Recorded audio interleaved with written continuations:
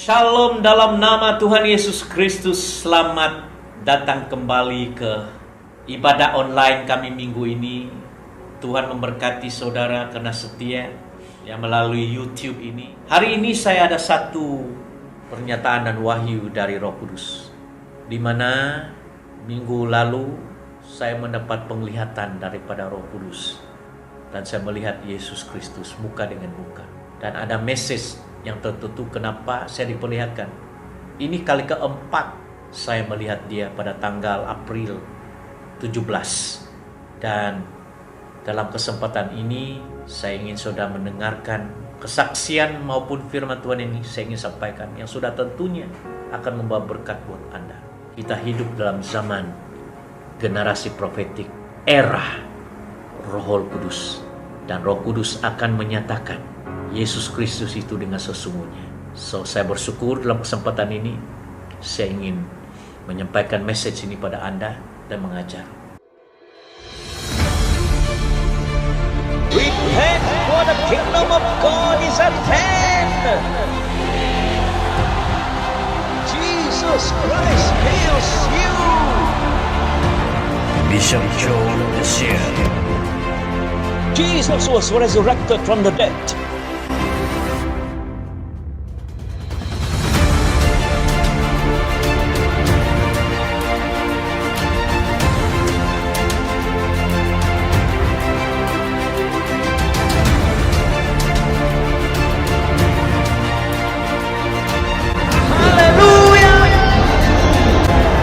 I come to declare the decree.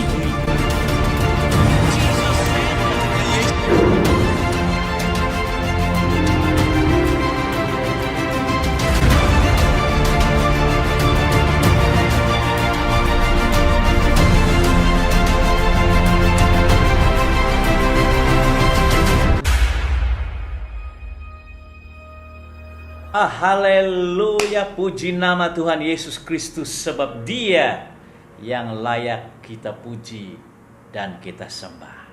Selamat datang para warga negara kerajaan surga, anak-anak Tuhan, murid-murid dan pengikut-pengikut Yesus, dan para hamba-hamba Tuhan yang telah terpanggil di dalam pelayanan apostolik profetik sebagai evangelis, sebagai pastor atau gembala, maupun di dalam pelayanan sebagai dekon atau bishop.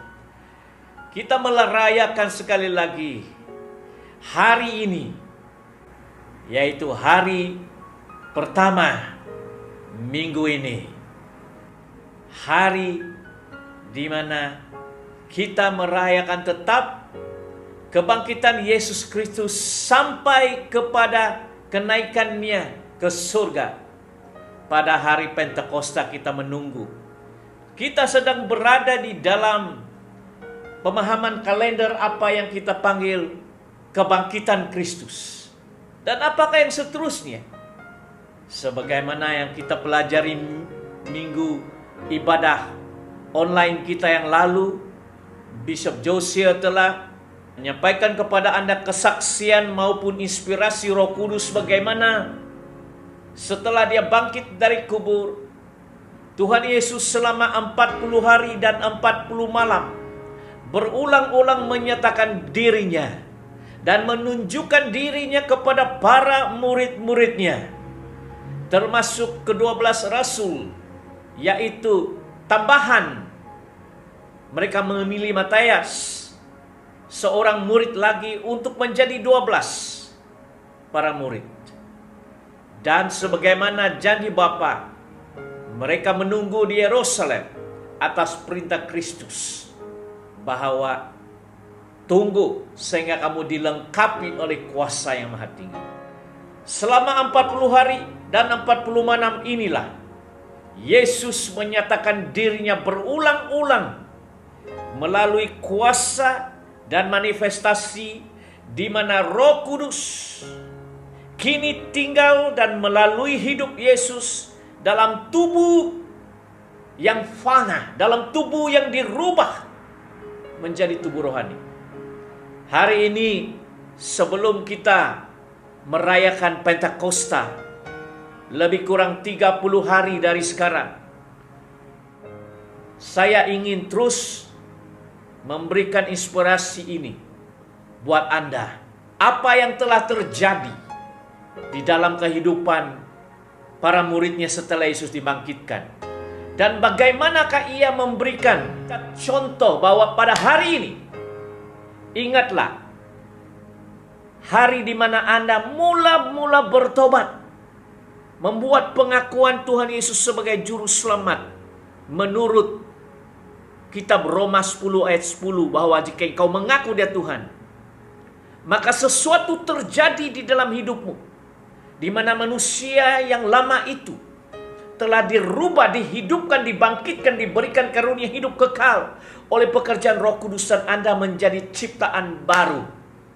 Paulus katakan dalam Korintus, barang siapa yang ada di dalam Kristus, dia menjadi makhluk ciptaan yang baru. Manusia lama itu sudah berlalu, sesungguhnya baru sudah datang. Pada hari itulah jiwa dan rohmu telah dibangkitkan dari kematian rohani. Amin. Anda bangkit sekarang untuk hidup bersama Kristus, dan mati adalah keuntungan. Haleluya, katakan haleluya. Puji nama Tuhan. Mari kita berdoa sebelum saya teruskan firman Tuhan ini.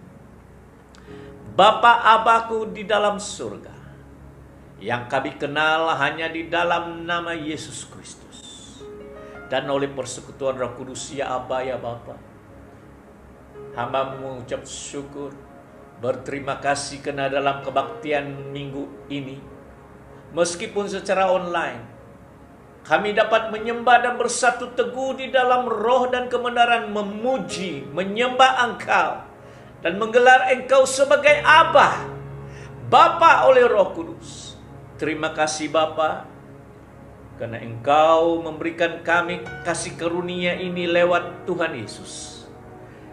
Memberikan kami kesempatan untuk menikmati karunia-Mu yang terunggul, yaitu Roh Kudus-Mu yang diam dalam diri kami. Terima kasih Bapa karena mendengarkan doa Kristus. Dan terima kasih karena menjadikan Yesus sebagai Tuhan Juru Selamat Mesiasku. Dan oleh karena darahnya itulah hamba-Mu disuci, bersihkan, dan kami mendapat pengampunan dosa. Terima kasih karena iman itu kami menerima karunia Roh Kudus yang telah dinubuatkan, dijanjikan sejak zaman Nabi-Mu Yoel. Kami adalah generasi itu yang hidup di dalam generasi zaman kasih karunia, zaman Roh Kudus dalam eranya. Terima kasih Tuhan. Hinama santo onamu niamah berakali bosan tekana mandubu. Brokola bakalabas. Aku sembah Kau. Dalam kesempatan ini Tuhan, saya mohon Roh Kudus mengurapi hamba, mengurapi setiap ucapan dan mulut dan singkapan, kebenaran firman dan perintah, supaya itu menjadi firman yang hidup, makanan dan rohani yang hidup kepada setiap para pendengar. Supaya firman itu kami bukan hanya mendengar, tetapi saya berdoa supaya murid-murid-Mu ini yang mendengarkan hamba mengaplikasikan setiap wahyu pernyataan firman ini di dalam kehidupan mereka, untuk membuah dan berhasil di dalam apapun yang juga. Sebab demikian kata-Mu di dalam Mazmur, ia seperti pohon di tepi sungai yang mengalir, yang berbuah pada musimnya. Berbahagialah orang yang merenungkan firman Allah siang dan malam. Roh Kudus, saya mohon, biarlah kekuatan kuasa-Mu itu di dalam inner being kami, memampukan saya juga mengaplikasikan kehendak firman-Mu dan juga perintah dan pengajaran, supaya kami menjadi orang yang berpengetahuan, yang berhikmat dalam menghadapi tantangan kehidupan ini. Oh Bapa, tutup Gusti dengan darah Yesus. Setiap kuasa iblis di awan-awan, melalui aliran ini, melalui internet ini, saya perintahkan kau keluar. Jangan mengganggu firman Tuhan ini. Saya menghadirkan kau saat ini. Di dalam nama Yesus engkau keluar, roh setan. Saya istiharkan kedamaian. Saya istiharkan kehadiran, urapan roh. Oh Roh Kudus, datanglah mengurapi kami. Terima kasih karena darah Yesus, Tuhan dan Juru Selamatku. Dalam nama Yesus kami berdoa. Amin. Haleluya. Puji nama Tuhan. Haleluya, saudaraku dalam Tuhan, murid-murid Kristus, maupun anak-anak rohani, Bapak Bishop. Saya senantiasa bersuka cita. Di hari-hari kita menantikan perayaan yang seterusnya, yaitu perayaan Pentakosta hari ke-50. Yang pada tahun ini dalam kalender adalah tanggal 31 Mei.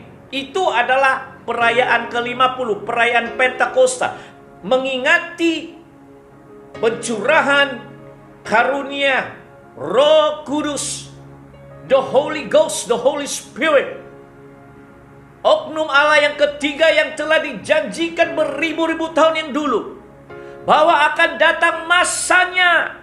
Demikian firman Tuhan, bahwa aku akan menaruhkan rohku di dalam roh dan batin mereka, sehingga mereka akan diajar oleh Tuhan. Dan itulah yang telah dikatakan oleh Yesus sendiri dalam kitab Yohanes ketika dia memberi kata-kata profetik pasal 16 ayat 13, bahwa apabila dia datang, yaitu roh kebenaran Parakletos itu, dia akan memimpin kamu ke dalam semua kebenaran, sebab dia tidak akan berkata-kata dengan dirinya sendiri, tetapi apa yang didengar olehnya, itulah yang akan dikatakannya. Dan dia akan memberitahu perkara-perkara yang akan datang. Dia akan memuliakan saya, dia akan meninggikan. Oh saudara-saudara, hanya Roh Kudus, satu-satunya oknum pribadi Allah ini, yang mampu meninggikan, memuliakan nama Yesus. Kalau Anda mau belajar untuk memuliakan nama Yesus, meninggikan nama Yesus, belajarlah daripada guru di atas segala guru, cegu di atas segala cegu, yaitu Roh Kudus Allah. Roh yang sama yang telah hinggap melahirkan Yesus, dan ketika dalam pertama kali dia diproklamirkan, dia buka kitab Yesaya 61, dan Yesus berkata di sinagog, Roh Allah ada padaku, sebab dia mengurapi aku untuk memberitakan Injil. Roh Kudus itulah yang memimpin Yesus ke padang pasir. Roh Kudus dengan kekuatannya itulah yang telah memampukan dia melalui penganiayaan, penderitaan, cobaan dan ujian. Hari ini saya bersyukur karena penolongku ini, Roh Kudus ini. Saya bersyukur karena Yesusku dibangkitkan, karena Yesusku naik dan duduk di sebelah kanan Allah, karena Yesusku hari ini dimuliakan, ditinggikan, dan karena janji Bapa setelah Yesus ditinggikan adalah mengutus oknum Roh Allah, Roh Kristus, Roh Anak itu kembali untuk hidup dalam diri hamba-hamba Tuhan seperti saya dan saudara dan jemaat Kristus. Nah, lewat wadah organisasi kami, Jemaat Persekutuan Kristen, Assemblies of Christian di Malaysia ini, maupun afiliasi-afiliasi kami di dalam pertubuhan World Bishop Council Federation di seluruh dunia, saya tetap tegaskan fondasi iman Kristen kami adalah Yesus Kristus, Tuhan dan Juru Selamat. Mesias dari Nazaret. Kalau Anda tidak mengakui ketuhanan Yesus dan kemesiasan Dia, dan tidak mengakui kebenaran, dan tidak menerima pengajarannya, Anda bukan sebahagian daripada jemaat kami. Haleluya. Nah, mari kita berbicara selama 40 hari. Saya ulangi secara singkat di dalam Kisah Rasul-Rasul yang saya telah baca minggu lalu, tapi ada satu benda yang Roh Kudus ingin saya himbau kembali. Di dalam Kisah Para Rasul bab yang pertama, kita melihat di mana Lukas menulis surat ini dalam ayat 1 dan 2 dan 3. Dikatakan, "Hai Theophilus, dalam bukuku yang pertama aku menulis tentang segala sesuatu yang dikerjakan dan diajarkan Yesus. Sampai pada hari Ia terangkat, sebelum itu Ia telah memberikan perintahnya oleh Roh Kudus kepada rasul-rasul yang dipilihnya, kepada mereka yang menunjukkan dirinya setelah penderitaannya selesai, dan dengan banyak tanda Ia membuktikan bahwa Ia hidup. Sebab Dia hidup." Haleluya. "Ada hari esok, sebab Dia hidup. Ku tak gentar, karena ku tahu Ia pegang hari esok. Kubur kosong membuktikan Dia hidup." Karena Dia hidup, firman-Nya hidup. Karena Yesusku hidup hari ini. Ucapan-ucapannya itu bukanlah ucapan orang mati, tetapi ucapan orang hidup. Yesusku memastikan dengan eksekusi peguam bela, Roh Kudus akan memastikan ucapan, kalimat, perkataan, pengajaran, dan juga manifestasi kemuliaan Tuhan itu masih berlaku hari ini. Karena Dia bukanlah Tuhan yang mati, tetapi Tuhan yang hidup. Oleh Roh Kudus kita akan menyatakan kepada dunia, bersaksi sebagai anak Tuhan bahwa oh, Yesusku itu hidup. Oh, haleluya.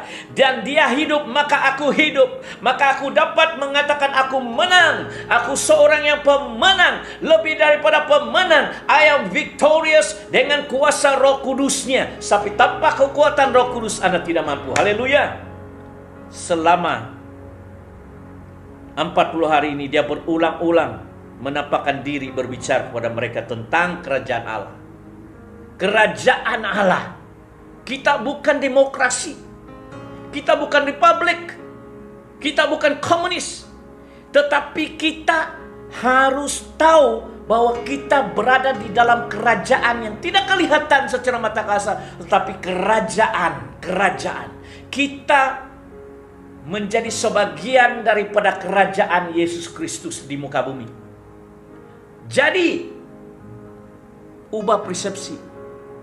Pikirkan bahwa Anda ada raja yang memiliki domain, king with a domain, kingdom.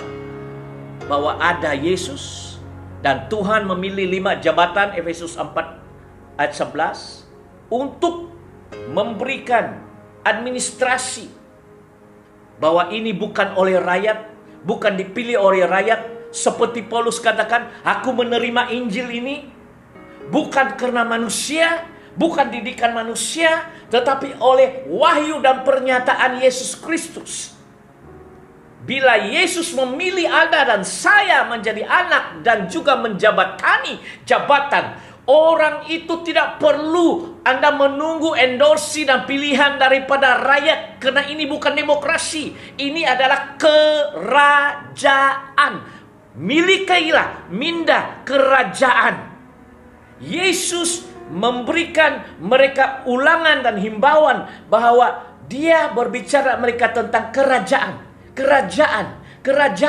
Dia raja di atas segala raja. Dan cara ini bukan demokrasi. Ini adalah caranya Tuhan memerintah jemaat dan gerejanya, yaitu kerajaan. Haleluya. Pada satu ketika tempat mereka makan bersama-sama dengan mereka.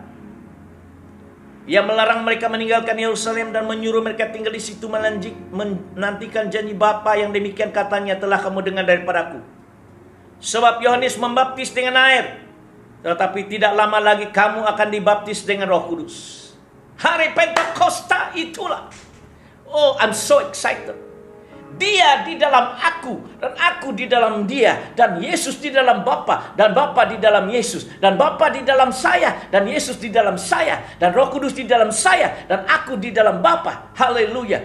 Karena itulah Alkitab mengatakan kita sedang duduk bersama dengan dia di angkasa, di surga. Think. Pikirkanlah perkara-perkara itu. Di mana Yesus duduk, kita akan bersama-sama dengan dia.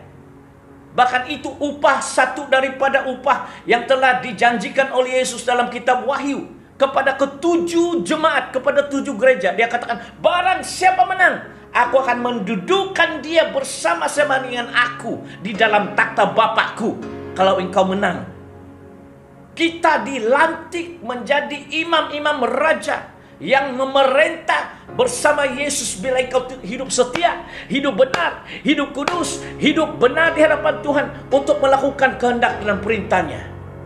Oh, itulah sebabnya kalau orang berkata, Bishop, saya sudah bertobat, saya dibaptis, di sini saya ikut gereja, saya beri persepuluhan, bahkan saya diangkat menjadi penatua, bahkan saya deacon, Bishop, bahkan saya pastor, saya ada gaji, saya diberkati, saya ada istri, saya ada anak, saya pergi penginjilan misi, saya pergi ke Holy Land. Apalagi Bishop? Semuanya sudah saya lakukan. Oh, setiap anak Tuhan itu diberi kepercayaan mendirikan bait Allah itu. Bait Allah itu seperti jemaat kita. Apakah engkau dirikan dengan emas, dengan perak, dengan kayu, dengan jerami? Nanti api Roh Tuhan akan menguji apakah pekerjaanmu itu murni. Jadi dalam hidup saya usahakan untuk memberikan pengajaran yang berkualiti seperti emas. Apabila saya menanam di dalam hidup saudara, pengajaran firman yang saya sampaikan ini adalah kualitinya, tahapnya, levelnya emas. Bukan jerami, bukan kayu. Sebab saya tahu buah pelayanan dan buah hidup saya itu akan diuji. Apakah iman saya itu emas, dan juga apa yang saya binakan itu baik sebagai gembala, sebagai bishop, apakah bisa bertahan? Dan kalau itu bisa bertahan, karena saya dirikan rumah Allah itu dengan iman emas dan pengajaran yang quality. Coba lihat kalau saya melayani saudara. Ini bukan tujuan untuk menunjuk-nunjuk, tapi I want to present myself as the best. Sebagai duta Kristus. Tengok saya cara berpakaian. Bahkan saya mendorong jemaat-jemaat di AOC maupun yang lain. Present yourself seperti duta. Engkau adalah utusan seorang raja yang bernama Yesus. Present yourself seperti seorang yang diberikan mandat ini. Jangan datang ke gereja, jangan celana pendek, koyak-koyak sini, rambut terlucai-lucai, tapi katakan, saya adalah utusan raja dari surga Yesus Kristus, saya adalah duta. Oh, you see, kita harus memperlihatkan kepada dunia bahwa kita adalah duta dari kerajaan surga. Cara pertuturan, cara tingkah laku, itu tidak dapat dilakukan dengan kekuatan sendiri. Itu harus dilakukan kekuatan Tuhan. Nah, selama 40 hari berulang-ulang dikatakan di sini. Dan dialah yang dijanjikan membaptis Roh Kudus. Ini pengajaran saya sudah ajar minggu lalu tentang kuasa kebangkitan. Tetapi sebelum datangnya hari Pentakosta ini, selama 40 hari, kita sepertinya sekarang ini, setelah engkau dibaptis dan lahir baru, engkau dibangkitkan menjadi manusia baru, sepertinya engkau dibangkitkan ini, kita sedang menantikan ini, kita mau coba memiliki pikiran rohani bahwa bagaimana kira-kiranya apa yang diinginkan oleh Tuhan selama 40 hari ini.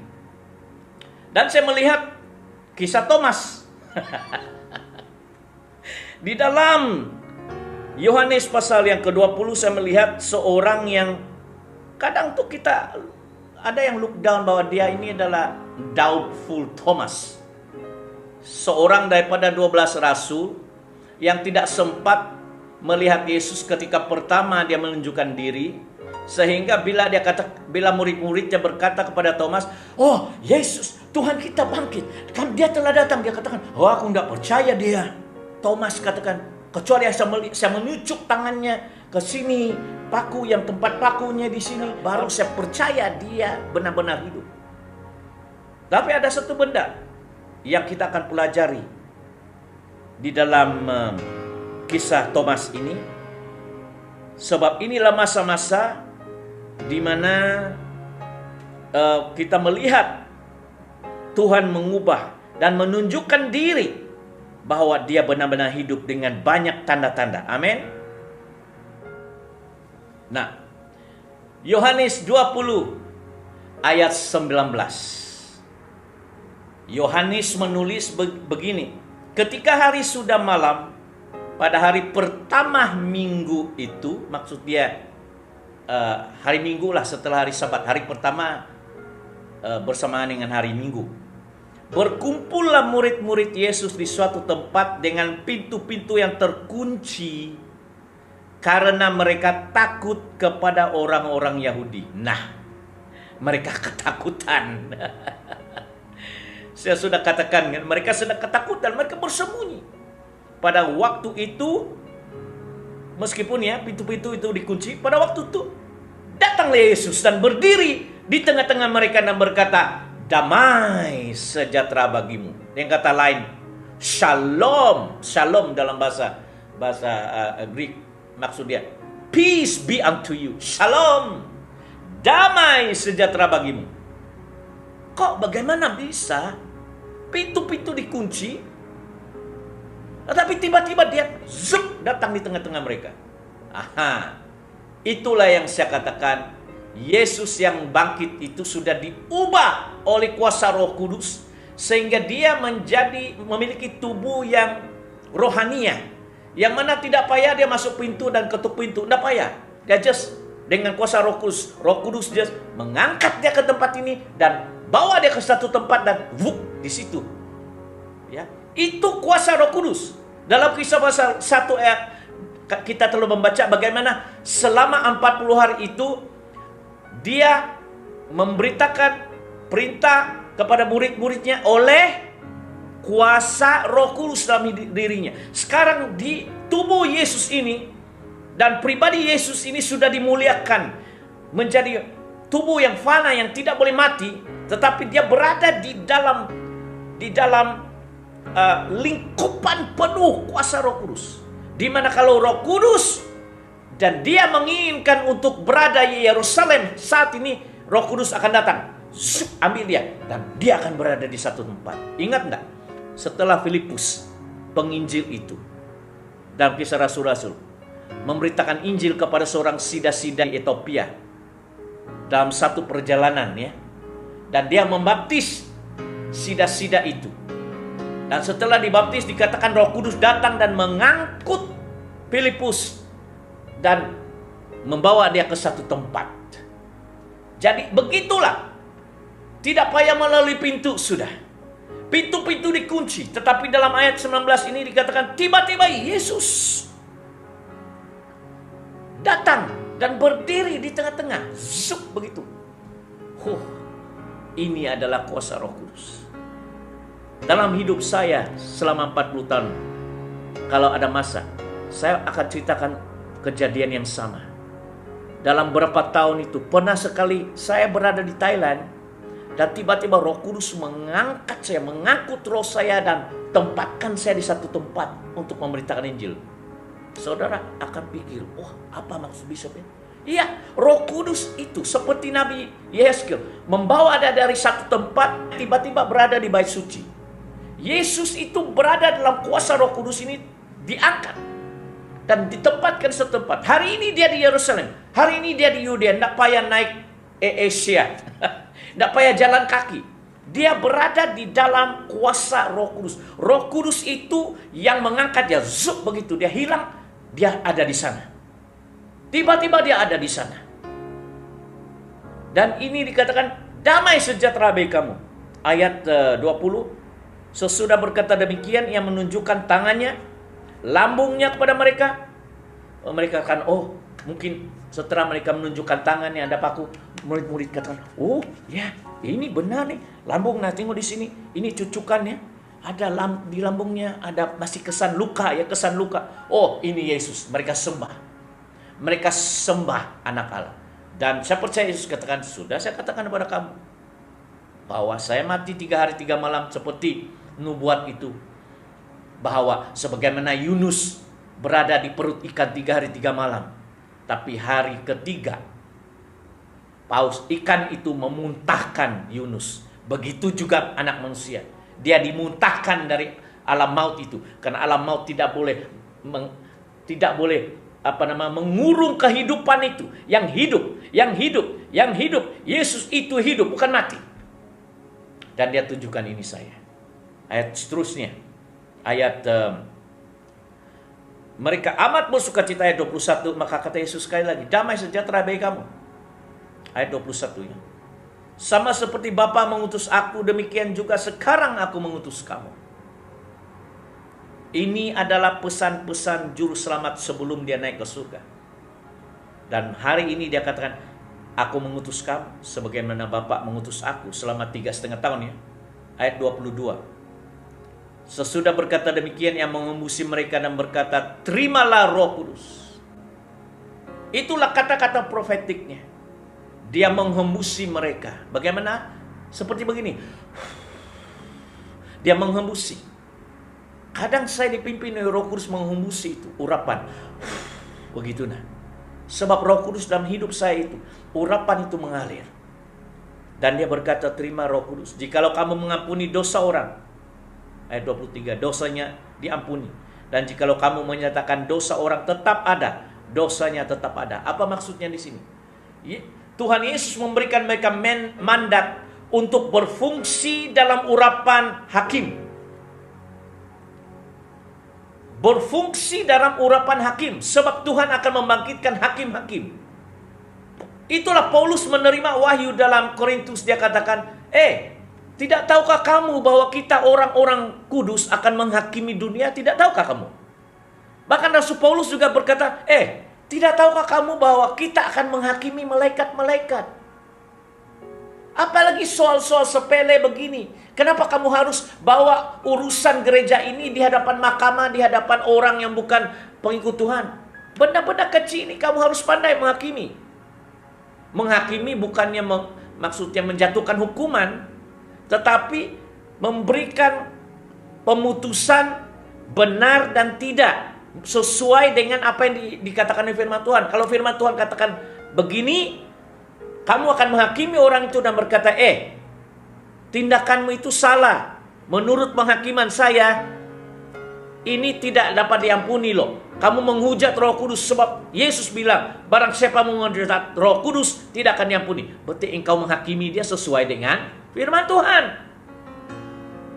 Ya, jangan salah. Banyak orang berkata, kenapa kau mau menghakimi? Apa maksud kau menghakimi? Harus kau tahu, ada maksudnya penghakiman itu. Menghakimi untuk menghukum. Menghakimi untuk melihat apakah engkau layak menerima upah ini dan upah itu. Itu juga menghakimi. Siapa yang nomor 1, siapa yang nomor 2. Dipanggil pengadil lah. Menghakimi juga. Saya mau hakimi. Apakah ini orang layak menjadi yang pertama, orang ini yang kedua. Saya harus hakimi. Saya harus nilai. Itu juga menghakimi.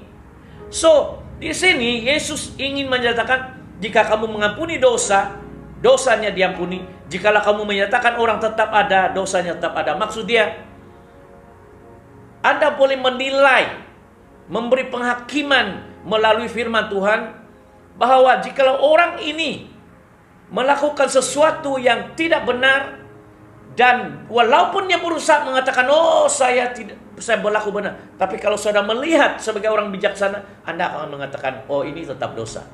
Ini dosa loh. Ini salah Pak. Ini salah Bu. Sesuai dengan pengajaran firman Tuhan, saya sebagai hamba Tuhan, saya memberikan penghakiman ini pada Anda. Ini salah. Firman Tuhan menyatakan tidak boleh begini Bu. Nah, itu maksud saya. Dan kalau dia bersikeras, apa maksud kamu? Ya kamu tidak dapat diampuni kalau begini. Sebab jalanmu salah, dosamu tetap ada. Well, ini adalah makanan keras. Ini yang maksud Yesus. Kita harus menghakimi dengan berdasarkan firman Tuhan. Menunjukkan pada orang itu bahwa ini yang salah, ini yang benar. Berarti kau menghakimi dia. Bu, dari apa penilaian saya? Perbuatan Anda itu salah. Itu dosa. Dan kalau orang itu jawab, kau jangan menghakimi saya. Iya memang. Saya dipercayakan Tuhan untuk menyatakan kepada Anda mana yang salah, mana yang benar. Macam Raja Salomo yang menghakimi perempuan siapa milik bayi itu. Dia hakim, dia menghakimi. Mana satu yang benar. Itu yang Paulus katakan. Bukankah kita itu akan menghakimi dunia? Bukankah kita itu akan menghakimi malaikat loh? Bukan kita dalam posisi ya seperti Tuhan, tidak. Tetapi kita dipercayakan Tuhan dengan satu mandat ini untuk menyatakan, saudara, Tuhan Yesus bilang begini, maka itu salah. Penghakiman saya terhadap ini, kamu salah dong. Karena Yesus bilang begini, kau melawan. Nah, itu berarti kau menghakimi dia, tetapi melalui apa yang Yesus katakan. Itu boleh. Ayat 24. Yohanes 20:24. Tetapi Thomas, seorang dari ke-12 murid itu yang disebut Didimus, tidak ada bersama-sama mereka ketika Yesus datang ke situ. Jadi, maka ayat 25, kata murid-murid yang lain itu kepadanya, kami telah melihat Tuhan. Tapi Thomas berkata kepada mereka, sebelum aku melihat bekas paku pada tangannya, dan sebelum aku mencucukkan jariku ke dalam bekas paku itu, dan mencucukkan tanganku ke dalam lambungnya, sekali-kali aku tidak akan percaya. Maka Yohanes 20:26, 8 hari kemudian, berarti 1 minggu kemudian, kan Yesus tidak naik ke surga, dia 40 hari. Dia ada 40 hari. Dia menyatakan diri berkali-kali. So hari ke-8 ya, kemudian murid-murid Yesus berada kembali dalam rumah itu, dan Thomas bersama-sama dengan mereka. Nah, sementara pintu-pintu terkunci, Yesus datang dan berdiri di tengah-tengah mereka dan berkata, "Shalom, damai sejahtera bagimu." Kemudian ia berkata kepada Thomas, Tuhan sudah tahu. Tuhan sudah tahu Thomas bahwa dia meragui dia. Dan dia berkata pada Thomas, taruhlah jarimu di sini dan lihatlah tanganku, ulurkanlah tanganmu dan cucukkan ke dalam lambungku, dan jangan engkau tidak percaya lagi melainkan percaya. Haleluya. Yesus tidak mengucilkan Thomas. Yesus datang memberi jawaban kepada keraguan-raguan Thomas. There is nothing wrong. Tidak ada salah untuk kau meragu-ragukan. Saya banyak keraguan, tahu enggak? Benarkah Tuhan menyembuhkan? Saya mau melihat. Dan saya dengan iman, saya katakan, Bapak, benar enggak? Bila saya tumpang tangan sebagaimana Markus 16 katakan, mereka akan sembuh. Saya ada keraguan-raguan loh. Tapi saya tumpang tangan, sembuh dia. Saya usir setan dalam nama Yesus, sembuh dia. Oh, saya katakan ini memang benar. So sometimes ada ragu yang positif lah, bukan ragu yang negatif. Thomas meragu Yesus karena dia tidak melihat, dan dia belum ada kemampuan iman seperti itu. Tapi percayalah, Thomas menjadi salah seorang daripada orang general iman, tahu enggak? sehingga dia dihantar ke India. Menurut sejarah dia mati di sebelah India sana. Thomas merupakan salah seorang yang cukup percaya Tuhan setelah itu, karena dia pengalaman. Dan dikatakan dalam ayat yang ke-28, Yohanes 28, Thomas menjawab. Dia katakan apa? Ada dua. Dia katakan, "Ya Tuhanku," bahasa Inggris ya. "My Lord," maksud dia Tuhan, Raja, ya. "And my God," ya Tuhanku dan Allahku. You see? Dia mengakui ketuhanan Yesus. Dia melihat bukti dia bukan mati dan hidup. Dia mengakui Yesus itu Allah. Dan Yesus tidak katakan, "Oh jangan, saya bukan Allahmu." Tidak. Ya Tuhanku dan Allahku. My Lord and my God. Ayat 29 adalah untuk kita semua. Ayat 29 untuk saya dan Anda. Coba kita lihat ayat 20, Yohanes 20 ayat 29. Kata Yesus kepadanya, "Karena engkau telah melihat aku, maka engkau percaya. Berbahagialah mereka yang tidak melihat namun percaya. Berbahagialah saudara, berbahagialah saya, meskipun kita tidak hidup zaman Yesus, tidak melihat Yesus secara fisikal, tapi kita percaya karena kepercayaan kita ini adalah merupakan karunia dari Roh Kudus yang mengisahkan, yang membenarkan, yang menyaksikan bahwa Yesus itu tetap hidup. Haleluya. Berbahagialah engkau. Amin. Tapi kita memerlukan penglihatan ini. Paulus seorang yang anti-Kristen. Rasul Paulus, murid Gamaliel ini dapat surat watika kuasa dari polis di Yerusalem untuk menangkap, bahkan mengisytiharkan pembunuhan kepada apa yang mereka panggil pengikut Yesus ini sebagai bidat-bidat yang melawan hukum Taurat dan melawan Sabat dan sebagainya. Paulus membawa surat ini pergi menuju ke kota Damaskus pada zamannya. Paulus ini namanya Saulus, ingin memenjarakan dan kalau boleh membunuh. Dan sementara dia naik kuda ya waktu itu dengan utusan-utusan menyertai dia di Damaskus. Dalam kisah Rasul-Rasul dikatakan tiba-tiba cahaya di surga, cahaya memancar di depannya. Cahaya terang itu begitu dahsyat sehingga dia jatuh rebah dalam kuasa kehadiran itu. Rebah dia jatuh. Ya, bila kamu melihat satu tangan atau ada orang yang rebah di bawah kuasa Tuhan, itu kuasa Allah itu. Ya. Dan terdengar suara dikatakan, "Saulus, Saulus, mengapa engkau menganiaya aku? Tidak payahlah kau melawan-lawan ini, Saulus." Itu kata kasarlah. Dan ketika Paulus nampak itu cahaya dan mendengar itu suara Yesus dan berkata, "Siapakah engkau, Tuhan?"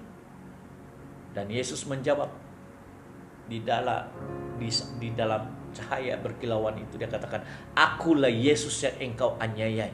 Tetapi bangunlah." Dan dia memberikan mandat bahwa dia telah dipilih menjadi rasul kepada orang non-Yahudi. Dan dia telah diangkat dan dipakai Tuhan seumur hidupnya. Rasul Paulus dari Saulus si penganiaya kepada Paulus seorang apostol menulis 16 surat dalam perjanjian baru yang kita panggil Alkitab Perjanjian Baru. Dia menulis 16 surat dari Paulus itu. Seorang teolog, seorang dokter, seorang yang belajar ilmu hukum Taurat. Dia adalah guru. Tetapi Tuhan pakai teologianya itu untuk memberikan dasar-dasar doktrin pengajaran kepada gereja Tuhan yang bukan orang Yahudi. Dia adalah rasul kepada bukan bangsa Yahudi. Dan itulah gereja hari ini. Lewat tulisan-tulisan Paulus yang diinspirasi oleh Roh Kudus, Paulus mengatakan bahwa tulisannya itu adalah dipimpin oleh Roh. Nubuatan itu bukan kekuatan manusia, Petrus katakan, tetapi oleh Roh Kudus memberikan mereka, memimpin mereka untuk bernubuat dan menuliskan. Paulus membangkitkan, mengunjungi, menjadi bapa rohani, mendirikan gereja-gereja Efesus, Galatia, itu semua pelayanannya. Dan dia menurut tradisi di pancung kepala akhir hidupnya. Kita tidak tahu bagaimana zaman Rom, tapi begitu dahsyatnya impaknya itu. Haleluya. Itulah kuasa kebangkitan Yesus. Karena Yesus dibangkitkan, maka hari ini dia tetap hidup. Bagaimana? Bagaimana Bishop Anda tahu? Saya tahu karena Roh Kudus di dalam diri saya adalah roh yang sama di dalam diri Yesus. Cuma status dan level tidak sama. Karena Yesus dipenuhi Roh Kudus tanpa had. Tetapi kita dipenuhi oleh Roh Kudus dengan mandat tertentu. Kalau Anda dipanggil sebagai gembala, gembala. Kalau sebagai nabi, ya nabi. Kalau sebagai rasul, ya rasul. Kalau sebagai penatua atau bishop, ya bishop. Ada level. Itu kerajaan Allah. Ada level authority, ada level tertentu. Tetapi saya tahu bahwa Roh Kudus hari ini mengurapi saya untuk menjadi pelayanan. Dan saya tahu dia hidup. Kenapa? Sebagaimana Thomas melihat Yesus, sebagaimana murid-murid melihat Yesus. Tahukah Anda bahwa dalam zaman curahan Roh Kudus, nubuatan Nabi Yoel berkata, demikian firman Tuhan, aku akan mencurahkan rohku ke atas semua manusia. Anakmu laki-laki dan perempuan akan bernubuat. Terunamu akan mendapat penglihatan dan orang-orang tuamu akan mendapat mimpi. Nubuatan, mimpi, dan penglihatan adalah bahasa rohani Roh Kudus hari ini untuk menyatakan siapa Kristus kepada kita. Banyak orang bernubuat hari ini, bukan semestinya nabi. Banyak orang mendapat penglihatan kunjungan Yesus. Bahkan orang yang bukan Kristen seperti Paulus mendapat kunjungan Yesus melalui penglihatan. Dan penglihatan malam yang dipanggil mimpi. Orang-orang tua, Nabi Daniel mendapat mimpi, mendapat penglihatan. Saya seringkali mendapat penglihatan melalui penglihatan nampak dan penglihatan mimpi. Haleluya. Dan itu membuat saya tidak ragu-ragu Yesus itu hidup. Selama 40 tahun 3 kali Yesus menampakkan diri pada saya. Nah, saya lihat dia muka dengan muka dan dia berbicara melalui rohnya. Dia berbicara setiap fasa, setiap 10 tahun, 15 tahun, Yesus akan datang pada saya dan menyatakan diri dan memberikan tugas mandat saya yang seterusnya, misi saya seterusnya. Pertama saya ketemu Yesus muka dengan muka ketika pertama saya berseru mau mencari kehendaknya tahun 81. Saya nampak muka Yesus, saya nampak matanya, saya nampak rambutnya, saya nyamak senyumannya, saya merasakan jamahannya itu menyentuh badan saya, menyentuh hidup saya dan mengangkat saya dari kematian maut. Dan dia berbicara dengan jelas bahwa dia telah memanggil saya sebagai evangelis penginjil. Tahun 80-an saya mulai menjadi penginjil, bukan karena saya lulusan teologi tinggi, tapi karena mandatnya itu bahwa saya harus menjadi penginjil.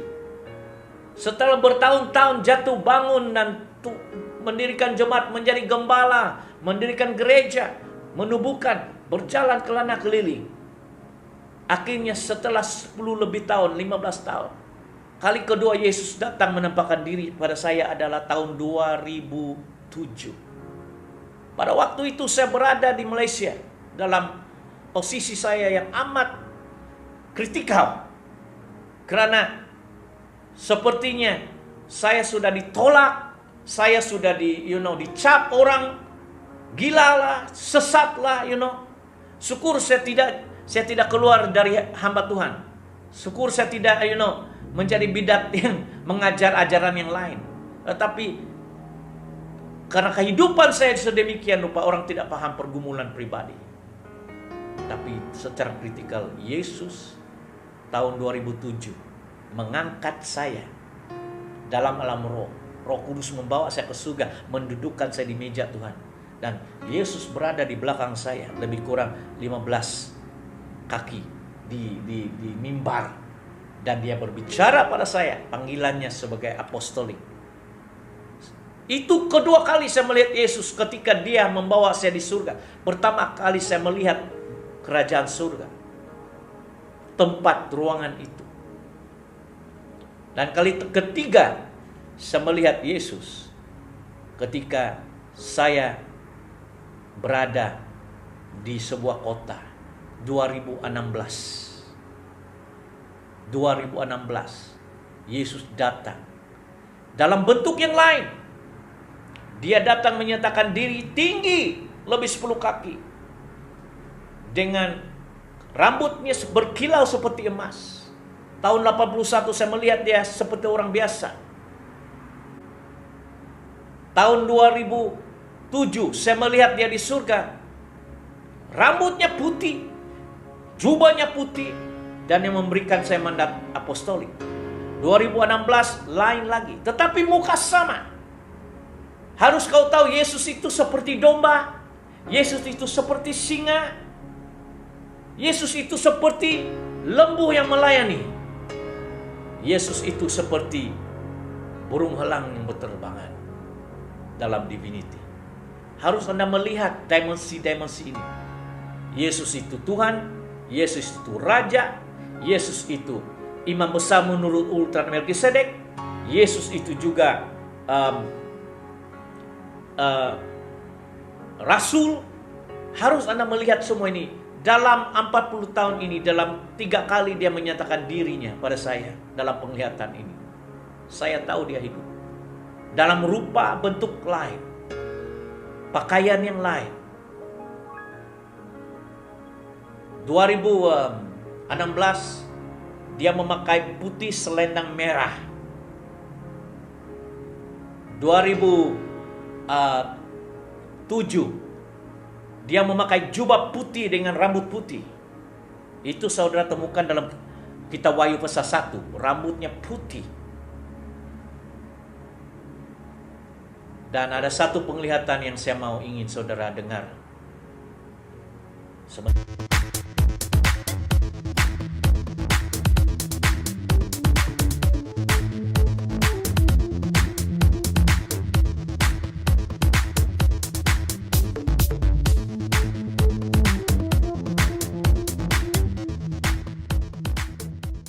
Saya ingin memberitakan pada Anda dalam bulan ini, bulan April, sementara kita mengalami penularan pandemik COVID-19, virus corona ini di seluruh dunia. Dan saya buat pelayanan online ini. Saya tidak sangka beberapa hari yang lalu saya kurang tidur, banyak berdoa dan merenung, bahkan mendoakan ramai orang karena suasana yang tidak tentram di Thailand, di Malaysia. Bagaimana Amerika sekarang menghadapi penularan corona yang dahsyat. Bahkan orang mengatakan itu penghakiman dari Tuhan. Dan di Eropa, saya tahu banyak dosa, tetapi itu manusia yang perlu diselamatkan, betul dan? Saya daripada menghakimi mereka, saya lebih banyak berdoa untuk orang Amerika, orang Eropa, orang Asia, supaya lewat ini mereka lebih mencari Tuhan, supaya ada pertobatan di negara Cina, di Indonesia, di Amerika, di Eropa, supaya mereka mulai cari, supaya mereka mulai menyadari bahwa uang tidak akan dapat memberikan keselamatan, kuasa. Saya pernah melihat video di Eropa, seorang jutawan di Eropa itu jutawan, memiliki harta jutawan, tetapi ketika COVID-19 itu melanda di sana, dari cerita apa yang saya dengar, istrinya mati, anak-anaknya mati, keluarganya mati. Dia jutawan, tapi tidak dapat menyelamatkan. Kau tahu apa yang dia lakukan? Dia naik ke bangunan yang paling tinggi sekali. Dan di depan live ada videonya itu. Dia terus bunuh diri, jatuh dari bangunan, hempap di situ. Jutawan, tetapi tidak dapat menyelamatkan keluarganya. Apakah saya mau menghukum dia? Tidak. Saya kesian. Karena apabila Anda berada di luar perlindungan Tuhan dan Anda tempatkan iman itu bukan dasarnya iman firman Tuhan di situ. Bila cabaran ini bagi saya baru permulaan tanda-tanda. Dalam Matius 24 dikatakan akan ada banyak tanda, termasuk perang. Penyakit sampar ini baru permulaan. Akan bakal terjadi lagi banyak. Tapi tidak payah saya takut-takutkan Anda, cukuplah.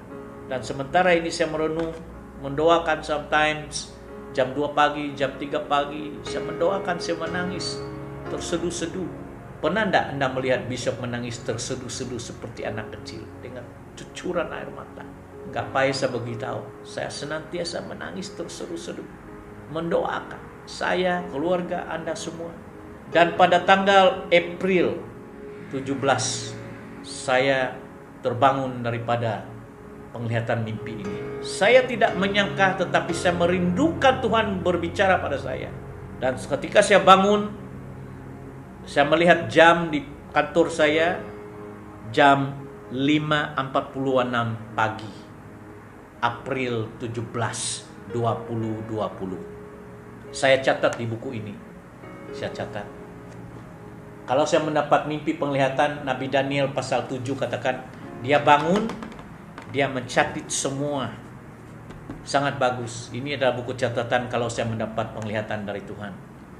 Baca kitab Daniel pasal 7. Kamu akan temukan dia mendapat penglihatan dalam mimpi ataupun penglihatan secara terang, dia akan menulis. Dan saya tulis jam 5.46 pagi, April 17, 2020. Saya ingin berbicara pada saya penglihatan yang saya lihat ini, April 17.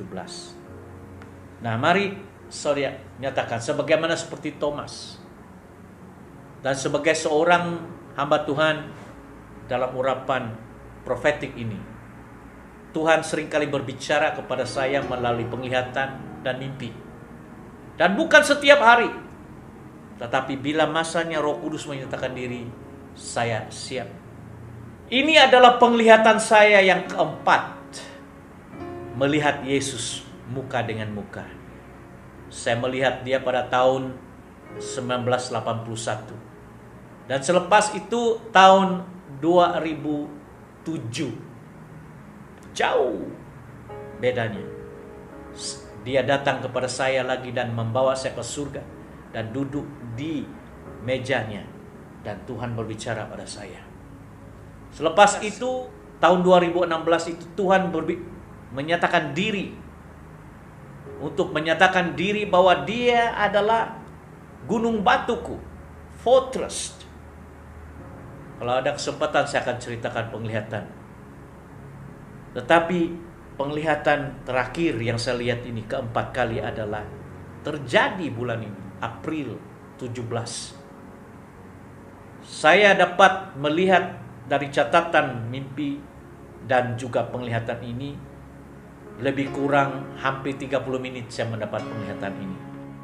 Jam 5.10 menit begitunya saya mendapat penglihatan ini. Sebab ketika saya bangun saya catat jam 5.46. Nah, mari saya ceritakan pada Anda. Dalam penglihatan ini saya melihat diri saya sendiri berada di sebuah rumah di tepi bukit.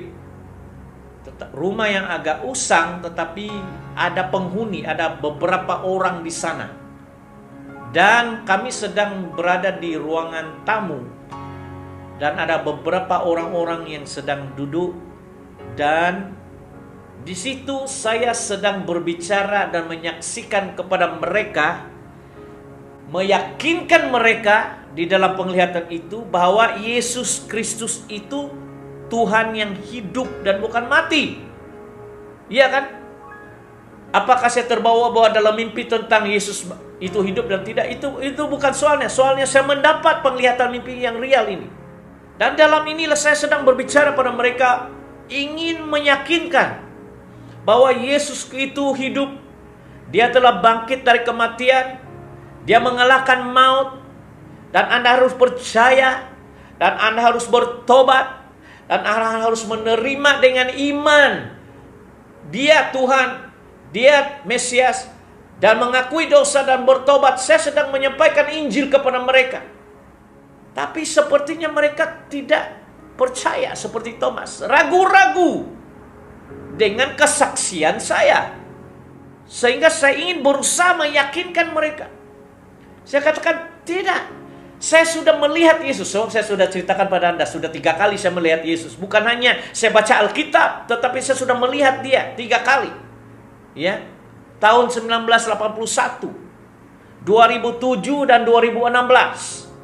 Maka di dalam penglihatan ini saya coba meyakinkan kepada mereka bahwa Yesus yang saya ajarkan ini bukan hanya setakat bacaan Alkitab, tetapi dia adalah Tuhan yang hidup. Tapi sepertinya orang tidak percaya. Dan saudara, tiba-tiba seperti di dalam Yohanes 20 itu. Tiba-tiba Yesus berdiri di depan. Lebih kurang 10 kaki sebab rumah itu panjang. Dan saya melihat di depan ada pintu. Tapi Yesus tidak masuk melalui pintu. Tiba-tiba dia berdiri di depan pintu. April 17. Saya lihat dia. Dan dia berjalan. Saya lihat dari atas ke bawah. Tapi rupanya begini. Dia menutupi kepalanya dengan jubah, seperti apa yang orang katakan, kebanyakan orang Yahudi itu memakai talit, prayer shawl, talit ya. Dia memakainya begini, warnanya linen, bukan putih tapi linen putih. Ya, kalau saudara tahu apa itu linen putih itu tidak sama dengan jubah yang putih sangat. Dia putih tetapi bukan juga putih. Tapi dia linen. Dia pakai di atas kepalanya dan hanya menutupi, dan ini saja yang nampak. Tapi nampak tangannya dan nampak kakinya itu. Dan dia berjalan, dia berdiri di pintu. Dia tidak masuk melalui pintu. Seperti yang kita baca ini. Dia berdiri. Lalu dia berjalan pada saya lihat dia dari atas ke bawah, saya lihat dia berkaki. Saya tidak melihat dia pakai sandal. Dia berjalan dengan kaki. Dan dia datang kepada kami. Dan saya lihat dia ada rambut hitam dan kulitnya itu seperti orang gelap sedikit, seperti orang Yahudi. Dan dia jalan. Dan pada saat dia jalan datang kepada saya, orang yang melihat di sekitar saya itu semua berteriak. Mereka terkejut dan mereka semua berteriak dan ada yang menangis, ketakutan. Berarti sewaktu saya menyatakan Yesus hidup, Yesus itu bangkit dari kematian, dia menampakkan di Roh Kudus dalam penglihatan ini. Roh Kudus membenarkan saya melihat Tuhan Yesus datang. Dan tidak sempat saya berbicara kepada dia, tapi saya melihat dia muka dengan muka datang kepada kami. Tidak pakai sandal, tetapi dia pakai sejenis talit, jubah yang begini, tutup begini dan jalan. Oh, ketika saya melihat itu, saya terus rasa bulu kuduk saya itu macam, saya melihat dia dan saya terbangun. Saya terbangun sekitar jam 5.40 kalau nggak salah. Dan saya duduk dan saya berdoa. Dan saya katakan, apa? Baru saya sadar bahwa saya sudah melihat Yesus lagi keempat kali ini. Dia bukan berbicara dengan suara kedengaran, tetapi Roh Kudus ingin mengajar kepada saya melalui penglihatan ini bahwa dalam hidup dan pelayanan saya, Roh Kudus menyatakan bahwa akan ada masanya orang-orang akan melihat Yesus hadir di tengah-tengah sewaktu saya menyampaikan ketuhanannya. Itu yang Roh Kudus nyatakan. Sebagaimana begini dalam penglihatan saya lihat ini. Tapi bentuknya itu lain. Dia tutupi dengan jubahnya sekali, ya. Bukan seperti waktu saya melihat ketika 2007 rambut putih, ya, dengan jubah putih. 2016 rambutnya seperti emas. Tetapi jubahnya ada salut merah. Dan tinggi lebih kurang 10 kaki. Karena ada tujuan dia menyatakan sedemikian. Tapi kali ini saya lihat dia rambut hitam,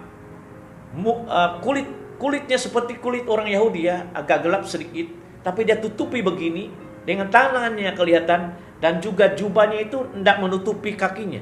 Jadi saya lihat kakinya itu tidak ada sandal, dia jalan, dia berjalan sama seperti yang Anda lihat dalam Yohanes 20 ini. Tiba-tiba dia berdiri, pintu tertutup, dan tiba-tiba saya rasa dan saya percaya beginilah keadaannya sewaktu mereka melihat dia di Yohanes 20. Sama seperti yang saya lihat. Sebab kita membincangkan tentang hari kebangkitan.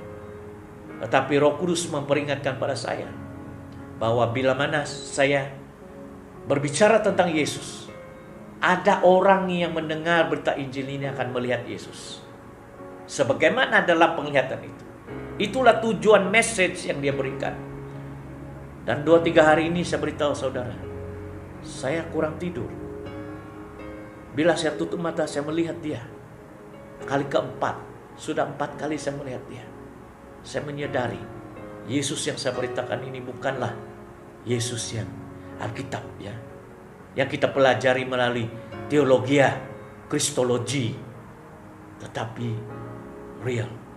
Saya mau berjalan dengan Yesus. Saya berdoa Bapa di surga kepada mereka yang mendengar, supaya Anda melihat Yesus seperti mana saya melihat Yesus, untuk meyakinkan pada Anda bahwa dia hidup. Bapa, saya berdoa supaya mereka juga bisa melihat, sebab itu bagian daripada kami generasi yang dinubuatkan Yoel, bahwa Nabi Yoel hari-hari terakhir kami akan mendapat penglihatan-penglihatan dan menerima mimpi-mimpi, bahkan bernubuat. Tuhan, 2020 inilah generasi kami, generasi profetik. Saya berdoa Bapa, supaya generasi ini dapat melihat penglihatan dan mimpi dan bernubuat sebagaimana hamba-Mu. Saya melepaskan urapan dan berkat ini kepada mereka yang memberi, yang menabur benih dalam hidup saya. Kau berkati kembali. Terima kasih Bapa. Di dalam nama Yesus kami berdoa.